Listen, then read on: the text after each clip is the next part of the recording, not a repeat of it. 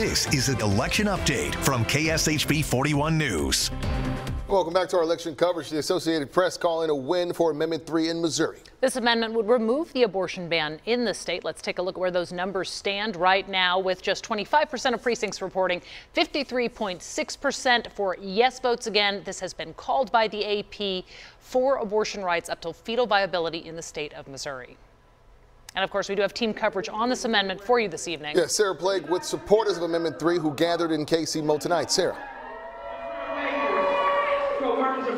That's right. Abortion rights are restored in Missouri. If you remember, when Roe v. Wade was struck down in 2022, Missouri immediately enacted that trigger law, which put in place that ban, which provided no exceptions, except in the case of a medical emergency. There were no exceptions for rape or incest. And now we heard from campaign leaders who said that people have decided that the government has no role to play in women's health care and controlling women's bodies, calling this a historic moment. And soon, when Missourians ask where they can get care, they will have a simple answer: here at home. Thank you all so much.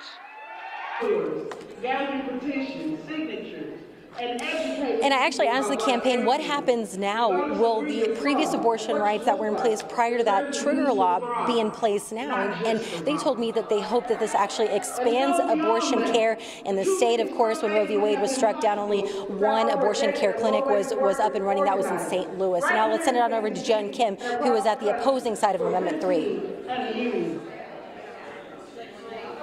Well, good evening, Sarah. Tonight's event here at the Creekmore Golf Club was jam-packed with conversations around Amendment 3, a live panel discussing the specifics of this amendment ballot, as well as, a heartfelt testimony from a woman who has had 7 abortions in her past and come to really regret it, and now uses her testimony to help other women carry to term, as well as moments of prayer throughout the night, hoping that this amendment doesn't pass. But despite all of their efforts tonight, as we mentioned, Associated Press has called this race. We're already starting to see elected officials and pro-life campaigns weigh in on this result. We're going to have to wait and see, what happens in the future and whatnot. But I'm going to be going around this room talking to more voters tonight about just how they feel about this race and the result.